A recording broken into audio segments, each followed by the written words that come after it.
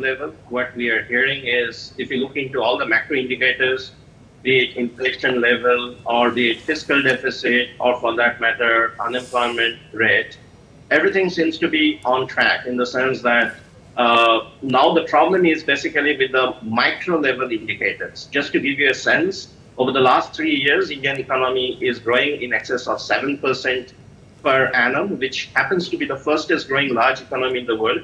In terms of unemployment number, we are still below the long-term unemployment rate of 8% level. In terms of CPI or the consumer price inflation and wholesale price index, we are not doing bad either, which is again in the control territory of 6%. The problem remains is how to generate more employment in particular among the youth, and also how to target the multidimensional poverty that we are seeing. Multidimensional means that in addition to income, you're also looking into how to improve access to healthcare, how to improve access to education, so that in general, a large section of the population can sustain and not only the economic growth. One point you should also note, because 2/3 of our domestic demand is actually driving the economy. So for that, you also have to be mindful of the fact that the broader...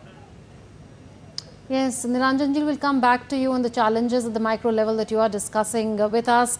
But these are visuals of the Finance Minister and secretaries in the Ministry of Finance, as well as the Chief Economic Advisor entering the Rashtrapati Bhavan for a meeting with President Draupadi Murmu. This comes after there was a photo opportunity outside the Ministry of Finance and North Block in the national capital, New Delhi, with the Bahi Khata in a red color.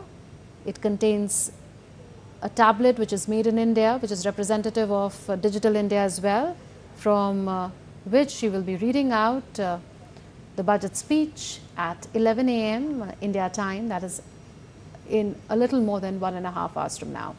And Nilanjan Mani continues to be with us. Nilanjanji, yes, you were talking about the challenges at the micro level and you spoke of employment generation. Please go ahead.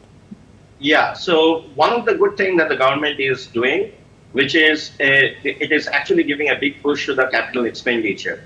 So when it comes to building road, ports, infrastructure, the government is spending close to 10 lakh crore rupees. Now, this has got twin salutary effect.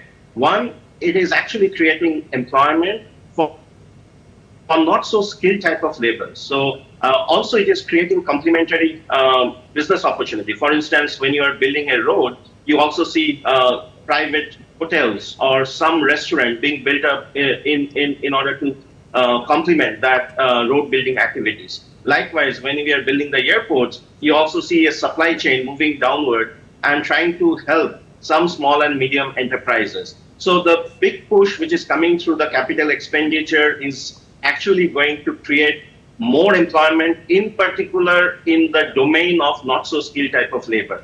Now the government, because it has also contained its fiscal deficit and it is able to generate revenue in terms of both direct and indirect tax collection, they are in a sweet spot in terms of spending on this kind of productive economic activity, which is also creating jobs. Not only creating jobs, you should also note that the multiplier effect of building infrastructure in India is close to 2.5, which means that if you're spending 100 rupees, it is actually in the economy creating 250 rupees of total goods and services in terms of output. And also the cost of doing business for the corporate sector comes down, because in that way you are moving your goods, both inputs and output, at a much faster pace, something that the Chinese economy did during early 2000. So all this move, I think at a macro level is going to impact the micro level story that we are talking about. In addition to that, you will find that the government is taking a lot of care for the giving mudra type of loan. Last year, I think $260 million was disbursed towards mudra loan, trying to prop up the small and marginal enterprises. You also see that government has given $160 million to the farming community, because agricultural still remain a large section of the Indian population still depend on the agricultural sector, and therefore the need has come so as to make our agricultural sector productive so that it can also complement the employment generation that we are seeing in the capex building or in the construction sector. So the government is also giving 160 million or has already given 160 million dollar towards the agricultural sector. In addition, we see a big push coming in for the rural housing. And the rural housing has the connotation they are giving more money to the woman household in the sense that the four sectors, the four primary important target area, farmers, youth, women, these are the government are actually rolling out schemes to help out this sector, which happens to, in terms of the perceived notion, may be left out, because we are doing exceedingly well in terms of the macro numbers. The micro number will also start looking better if we kind of give more importance to youth, women, labor force participation, then farmers, and also part of it should also go to the MSME sector. So very quickly, Nilanjanji, before I come to Deepshika, on the PLI schemes, we know that there are around 14 sectors on which they are applicable today. Do you then expect them to be extended to more within the MSME space particularly for a boost to job creation? Or do you expect something like an employment-linked incentive which CII has recommended, for instance?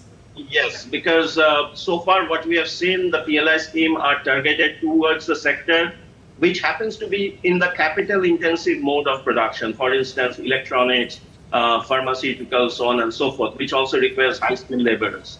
But time has come to extend this to labor-intensive sectors such as textile, footwear, where we have got the capability, as well as there is a huge domestic demand, as I said in the very opening remark. 2/3 of our demand is actually generated by within the domestic economy itself, So extending this into the more labor-intensive sectors such as textile or footwears, garments, things like this will create more employment opportunity. Okay.